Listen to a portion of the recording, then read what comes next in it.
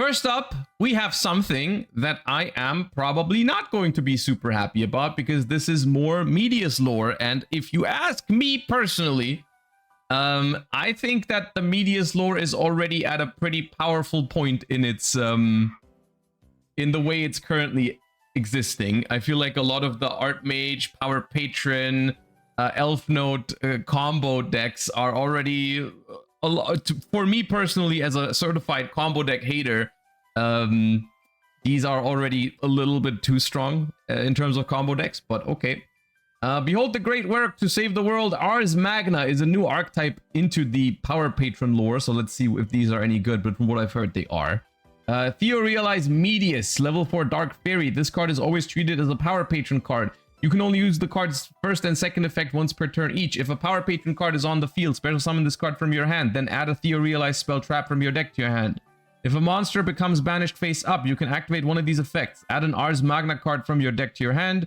Banish this card if you do special a Deactorus monster from your action deck. Okay, so this seems pretty good to me already. They don't always... They started playing Theorealize spells more now that they got the Link 2 Power Patron one that searches the Theorealize card, so they probably have Theorealize cards in the deck already. This is a Dark Fairy, so this is another option to search with the Terminus spell. That is just a crazy good extender. And then it's on the field, it searches you a spell trap for free.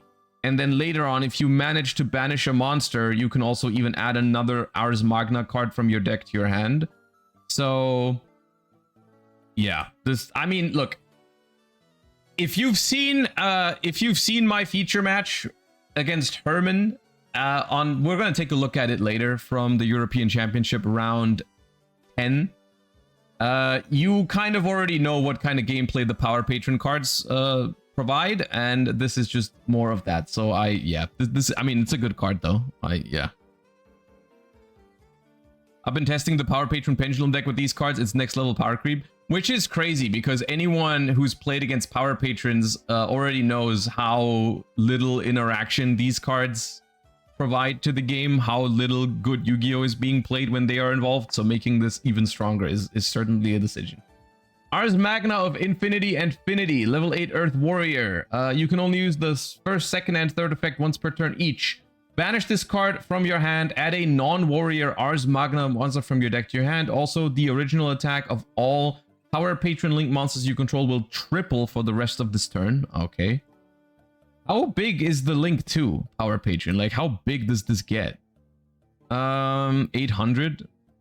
Okay, don't worry about the Link 3. Wait, is there a Link 3 Power Patron? Or is that in this wave? I guess we'll just keep reading. If a Fusion and or Link monster is special while this card's banished, special summon this card. If you control a Power Patron Link, you can target a monster on the field, banish it. Okay, this card's also insane, isn't it? I mean, as long as there's a good target for it.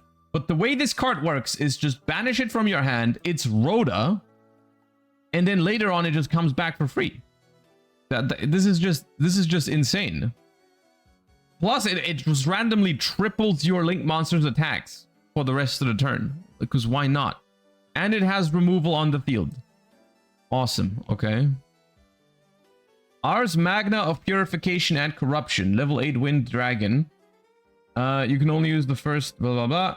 If you can banish this card from your hand, add an Ars Magna spell trap from your deck to your hand. Also, until the end of the next turn, the first 3 times each of your Power Patron Link monsters will be destroyed by battle each turn. It's not destroyed.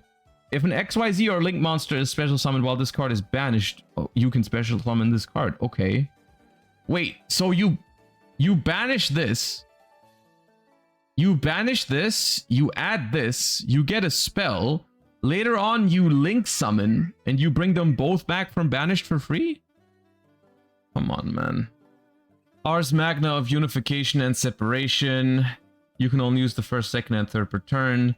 Banish this card from your hand. Special a non-spellcaster or Magna from your grave or banishment. Also, your Power Patron Link monsters can make 3 attacks on monsters. Sure. If a Synchro or Link is special while this is banished, special this card. You can banish an Ars Magna card from your grave. Draw a card. Okay, dude. And there's a Link 3. Mady Curious, the Power Patron of Illusions. Oh, that's a Link 3 with 3000 attack. So that, okay, so that thing is just gonna be as the bonus effect of your reinforcement of the army, this card is going to be 9,000 attack. Cannot be destroyed 3 times. And can attack 3 monsters. And I haven't even read its effect yet. Okay, good. 2+ monsters, including a fusion, synchro, exceed, or link. Gains these effects based on the number of monsters it points to. Once per turn, negate the effects of as many face-up monsters your opponent controls as possible. If you do have their attack until the end of this turn. Unaffected by... Alright, dude. Unaffected by activated card effects. Once per opponent's turn, quick effect. Banish both this card and all cards your opponent controls. Okay. Okay, dude. Ars Magna, Citrinitas, continuous spell card. This card is always treated as an Archmage, Doomsday, and Elf Node card. You can only use the second effect once per turn. You can activate the effects of monsters you control with Ars Magna in their original names as quick effects while you control a Power Patron Link monster. Ah, okay, so these are now quick effect, draw 1. Quick effect, target spell traps, destroy, banish them, and quick effect, target a monster, banish it. Okay. Once while face up on the field, add a Medius or Ars Magna monster from your deck to your hand. Oh. Another way to just search any of these. Okay. Cool. Ars Magna Philosophirum. Normal trap. You can only use the first and... you can only use one of the 2 effects per turn and only once that turn. Target up to 3 Ars Magna monsters in your field or grave. Banish them. Negate the effects of the same number of face-up cards until the end of this turn. Okay, we needed another Omni Negate trap to add to the end board in Power Patron decks. That was very important. Banish this card from your grave. Return a Power Patron Link from your grave into the extra deck. Then you can special summon it. Okay. I don't really know what other thing to say about this. Because, like... I mean, you guys know I'm biased against combo decks, right? But I can't be the only one who thinks that they are going a little bit too far with these kind of archetypes. Like, come on, who looks at in the current format, right? Have you guys played against Archmage Power Patron? Have you guys played against Elf Node Power Patron? Have you guys played against like the pure Power Patron deck? Like, I cannot be the only one who feels like these decks are already kind of like way too busted going first and way too combo heavy, and the cards are doing way too much. I cannot be the only one who feels like that. Even as I am a fan of modern Yu-Gi-Oh in general, you know, I'm okay with decks being powerful and stuff like that, but the heavy, like, what's the word? The heavy focus on going first with these decks is actually like criminal. Like, you are not beating these decks going second most of the time. And we like, who thought that adding more of these kind of cards was a good idea to these kind of archetypes? I feel like the most annoying thing about this, to me personally, is that there was a point in time, and I do remember this, where I sat here and I was like, yeah, I kind of like what they did with the Medius lore. I feel like in the beginning I was happy what they did, because I feel like they went slower with it. It wasn't like the Diabellstar lore where they came out swinging with top tier meta decks right out of the bat with Snake Eyes, and then they kept making more and more and more support, and it kept getting better and better and better. And I was like, okay, yeah, Medius lore in the beginning, the cards were all kind of like fine, and it was just the decks started becoming more and more playable over time. And I feel like there was a sweet spot where the decks were doing well, but they weren't completely crazy going first. And I think that sweet spot was right before they made the Power Patrons. The ones when like all the decks started to become kind of similar, because they all started to become Power Patron combo decks. Like nowadays, it's just all of them are kind of like Power Patron combo decks with just slightly different flavor. It's like, okay, Power Patron Archmage, Power Patron Elf Node, like Power Patron Doomsday. Like one of them is a little more XYZ focused, the other one like summons the guys from hand, so it's a little better into Fuwa, and the other one is like Synchro combo. It's like, but they all feel like very similar in terms of what they're doing, right? It's just I guess the point where the pendulums came in. I guess it's the point where the pendulum cards came in, where they started to become a little bit crazy. And to me, the idea that they're going even further with this is kind of crazy. I can't help it. I can't put it any other way. I've faced these decks multiple times at Euros, and every time it was a miserable experience to play against them. Personally, I find it to be that way. Is that very, very rarely I have fun when I play against these decks. And the fact that they are getting even stronger is just crazy to me. Is all I have. I don't know if maybe maybe it's just because I'm biased and people are gonna like complain that I'm or people are gonna make fun of me for complaining about these again, but I just don't see anything appealing about making a deck like that even stronger, personally. Reread the link 3, look for the once per turn. I mean, it's not hard once per turn, but the thing is, like, this kind of does have to go into the EMZ. It does kind of have to go into the EMZ because, like, if you're summoning 2 of this, it doesn't matter. Like, at this point, okay, now you're looking for something. Now you're looking for something that is a little bit of a stretch. Like, making 2 of this is not that great.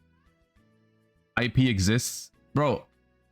If they make 1 of these in the Elf Node whatever combo deck, bro, the second one is going to be the least of your issues, I think. All of the combos make 2, yeah, but like the it's not the second one that gets you, all right? Like the reason this is broken is not that you can make 2 of it. Like, yeah, okay, sure, you can, but that's not the reason why it's a problem. Because if they weren't making, here's the thing, if they weren't making a second one, then they would be doing something else with all those bodies or all those negates or all those whatever. Like they would be fine. Honestly, the Link Monster, unironically, the Link Monster is the card that I'm the least concerned about here, because these decks, all the Power Patron decks, already have infinite like end board pieces that they can go for.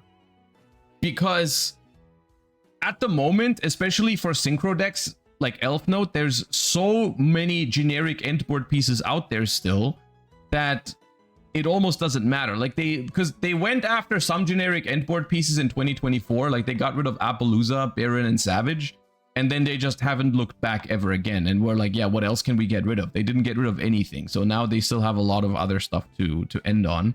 I can't even imagine playing against Elf Note in the OCG, by the way. Like if you've played against Elf Note in the TCG and you thought, oh, that deck looks powerful, I can't even imagine how busted that deck is when they have Baron as well.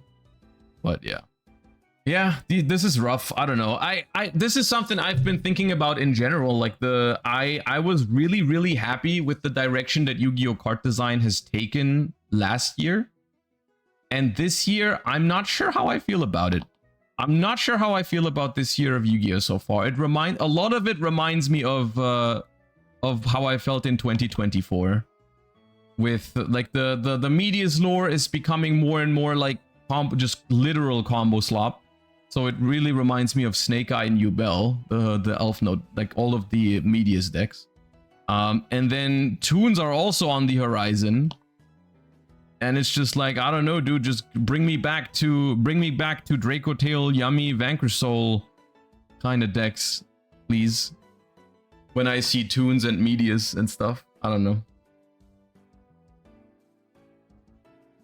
Can we talk about the Link 5? Yeah, dude, Zena as well. Like, don't get me started on Zena. Please don't get me started on Zena. Dude, it took, literally, when did Zena come out? When did Zena come out? Last week? Bro, it took a week before I got hit with Zena, send Christia, revive it with Fallen and the Virtuous. Is what happened to me at Euros against one of my, it was a 60 card.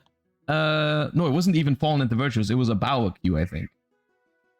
I don't remember what I don't remember what they revived the Christia with, but in like it was like round 13 at Euros, my opponent went Zena, send Christia, and then revived it. Bro, come on, man. It was the first event after the card came out, and everyone knows what cards like that are being used for. It's so insane. Oh yeah, it was the Charmer Link 4 that brought it back. The Charmer Link 4 brought it back. Yeah. It's actually insane. It is actually insane that they made that card.